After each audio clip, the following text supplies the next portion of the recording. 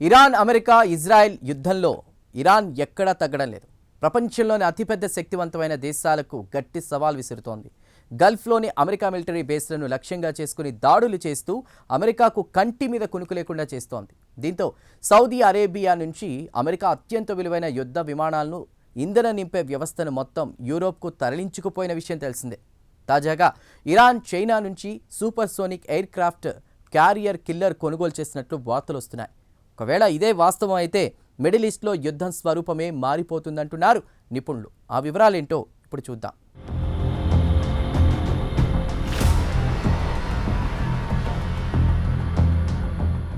America, ఇజ్రాయెల్లు సంయుక్తంగా గత నెల 28వ తేదీన టెహ్రాన్పై బంకర్ బస్టర్ బాంబులతో దాడి చేసి Iran supreme leader Ayatollah Ali ఖమేనీని అంతం చేసింది.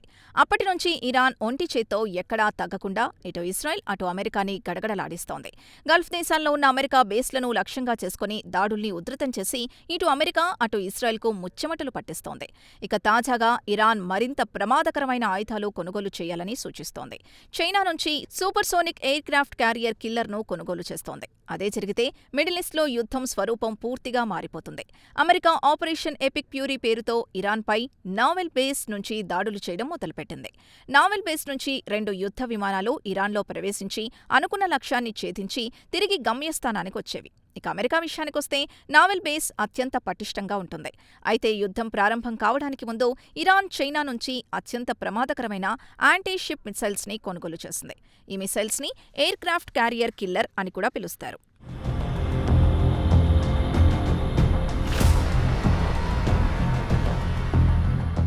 ఇప్పటివరకు మిడిల్ ఈస్ట్లో నావెల్ బేస్లో అమెరికా బలంగా ఉంది. దీనికి పోటీగా ఇరాన్ కూడా చైనా నుంచి అత్యంత ప్రమాదకరమైన యాంటీ షిప్ క్రూయిజ్ మిసైల్స్ని కొనుగోలు చేస్తున్నట్టు వార్తలొచ్చాయి. CM-302 anti ship cruise missile deal దాదాపు ఒక కొలిక్కొచ్చిందని రాయిటర్స్ వార్తా సంస్థ వెల్లడించింది. ఇక చైనా నుంచి ఇరాన్ ఎక్స్పోర్ట్ వర్షన్ YJ-12 మిసైల్స్ని ఇరాన్ కొనుగోలు చేసినట్లు చెబుతున్నారు. అయితే మీడియాలో వచ్చిన వార్తల్ని బీజింగ్ తోసిపుచ్చింది.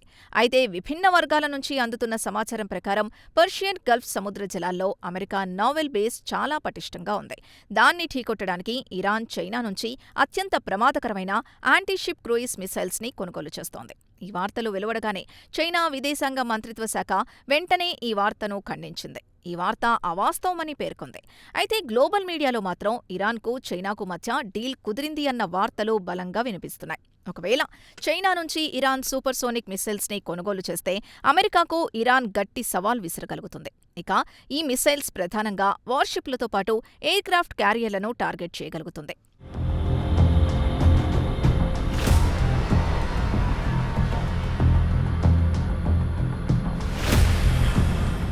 ఇక ఎనలిస్టుల అంచనా ప్రకారం ఒకవేళ ఇరాన్, చైనా నుంచి సూపర్సోనిక్ క్రూయిజ్ మిసైల్స్ని కొనుగోలు చేసి గల్ఫ్ సముద్ర జలాల్లోకి దించితే ఇటు అమెరికా, అటు ఇరాన్ మిలిటరీ బలగాలు బలం బ్యాలెన్స్ అవుతుందని చెబుతున్నాయి. కాగా చైనాకు చెందిన YJ-12 ఎయిర్ క్రాఫ్ట్ కిల్లర్ విషయానికొస్తే ఇది Chinese supersonic anti ship cruise missile. ప్రత్యేకంగా అతిపెద్ద నావెల్ వెసల్స్ని లేదా నౌకల్ని లాంగ్ రేంజ్ నుంచి దాడి చేసే అవకాశం ఉంటుంది. వివరంగా చెప్పుకోవాలంటే గల్ఫ్ సముద్ర జలాల్లో అమెరికా యుద్ధ నౌకలుంటే వాటిని సుదూర ప్రాంతం నుంచి ఇరాన్ లక్ష్యంగా చేసుకుని దాడి చేయగల సత్తా కలిగుంటుంది.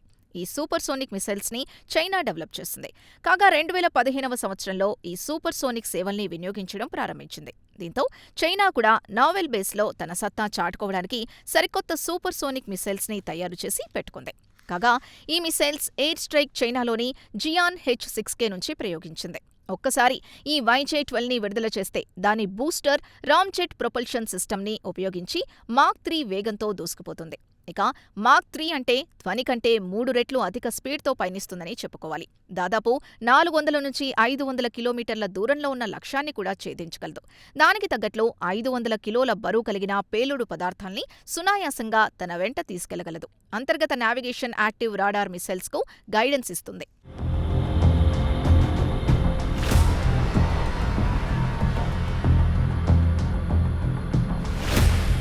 ఇక ఫీచర్ల విషయానికొస్తే దశలవారీగా దూసుకుపోయే ఈ మిసైల్స్ ఫైనల్ స్టేజ్లో అత్యధిక వేగంతో దూసుకుపోతుందని, దీన్ని అడ్డుకోవడం కూడా చాలా కష్టమని చెబుతున్నారు. ఇక YJ-12 వేరియంట్ను నావెల్ ప్లాట్ఫామ్ నుంచి కూడా ప్రయోగించవచ్చు. అయితే ఎక్స్పోర్ట్ వర్షన్స్ ఉదాహరణకు CM-302, CM-400 ఏకేజీ కూడా YJ-12 ఏకేకున్న ఫీచర్స్ ఉంటాయో అదే సామర్థ్యంతో పనిచేస్తుంది. వాస్తవానికి ఈ మిసైల్స్ కేవలం అతిపెద్ద నావెల్ బేస్లను టార్గెట్ చేసి ధ్వంసం చేయడానికి డిజైన్ చేయడం జరిగింది. ఇక ఈ మిసైల్స్ వాయువేగంతో అంటే మాక్ 3 నుంచి మాక్ 4 వరకు అంటే మిసైల్స్ వేరియంట్ను బట్టి దాని వేగం మారుతూ ఉంటుంది. మాక్ 3 లేదా మాక్ 4తో వచ్చే మిసైల్స్ని శత్రువుకు సంబంధించిన యుద్ధనౌకలు అడ్డుకోవడం కూడా కష్టమే అంటున్నారు నిపుణులు.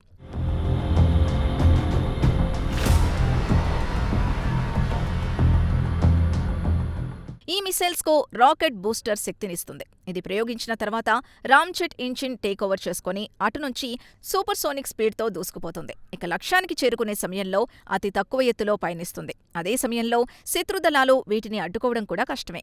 దాని వార్హెడ్ సుమారు 200 కిలోగ్రాములు నేరుగా అతిపెద్ద వార్షిప్ లేదా యుద్ధనౌకపై దాడి చేసి తనకు తాను పేల్చుకుంటుంది. స్పీడ్తో పాటు శరవేగంగా దాడి చేయగల సత్తా కలిగింది కాబట్టి దానికి క్యారియర్ కిల్లర్ అని పేరు పెట్టారు. అయితే ఇరాన్ మాత్రం తమకు CM-302 ఎక్స్పోర్ట్ మిసైల్స్ కావాలని కోరినట్లు సమాచారం. తమకు చైనీస్ స్టాండర్డ్ మిలిటరీ వర్షన్ వద్దని, తమకు export version CM-302 anti ship cruise missile కావాలని కోరారట.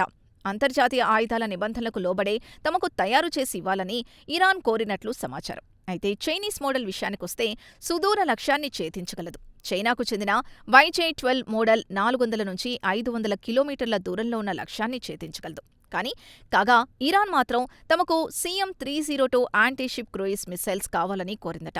అయితే ఈ మిసైల్స్ 280 నుంచి 290 కిలోమీటర్ల దూరంలో ఉన్న లక్ష్యాన్ని ఛేదించగలదు.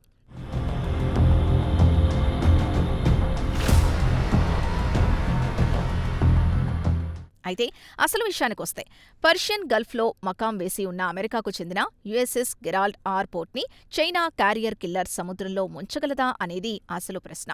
అయితే నిపుణులు చెప్పేదేంటంటే చైనా నుంచి ఇరాన్ కొనుగోలు చేస్తున్న సింగిల్ మిసైల్స్, మోడ్రన్ ఎయిర్క్రాఫ్ట్ గురించి వాస్తవం కంటే చాలా ఎక్కువగా చెప్పుకుంటున్నారు. అమెరికాకు చెందిన కొత్త యుద్ధనౌక USS Gerald R Ford CVN-78 1,00,000 టన్నుల బరువు కలిగి ఉంటుంది. అత్యంత శక్తివంతమైన మిసైల్స్తో దాడి చేసినా ఆ యుద్ధనౌకల్ని ముంచలేవు. మునగడం కూడా కష్టమేనని చెబుతున్నారు. సముద్రంలో బలమైన అలలు కూడా ఈ యుద్ధనౌకను ఏమీ చేయలేవని అంటున్నారు. ఒకవేళ మిస్సైల్స్ యుద్ధనౌకపై పడి మంటలు చెలరేగిన వెంటనే వాటిని ఆర్పేసి ముందుకు సాగేలా దాన్ని ప్లాన్ చేశారు. ప్రమాదకరమైన మిస్సైల్స్ కూడా ఏమీ చేయలేవని చెబుతున్నారు.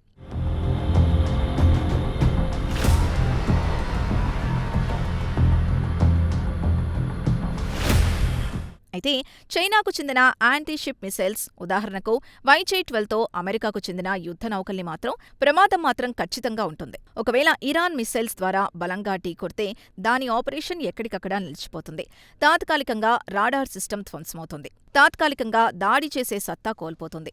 అయితే ఒకేసారి పెద్ద సంఖ్యలో మిసైల్స్ ప్రయోగిస్తే అప్పుడు అమెరికాకు చెందిన అతిపెద్ద యుద్ధ విమాన నౌకకు ప్రమాదం పొంచుంటుంది. అందుకే అమెరికా యుద్ధ నౌకల్ని ఒక్కొక్కటిగా కాకుండా దానికి రక్షణగా పలు యుద్ధ నౌకలు గ్రూపుగా వెంట తరలి వస్తూ ఉంటాయి. అయితే సబ్మెరైన్లు పలు రకాల మిస్సైల్ డిఫెన్స్ సిస్టమ్ని డిజైన్ చేసుకుని ప్రమాదాన్ని ముందే పసిగట్టి అవి లక్ష్యాన్ని చేరుకోవడానికి ముందే ధ్వంసం చేస్తాయని చెబుతున్నారు. మరి ఇరాన్ చైనా నుంచి కొనుగోలు చేస్తున్న supersonic anti cruise missile America యుద్ధనౌకల్ని ముంచుతాయా లేదా అనేది కాలమే చెప్పాలి.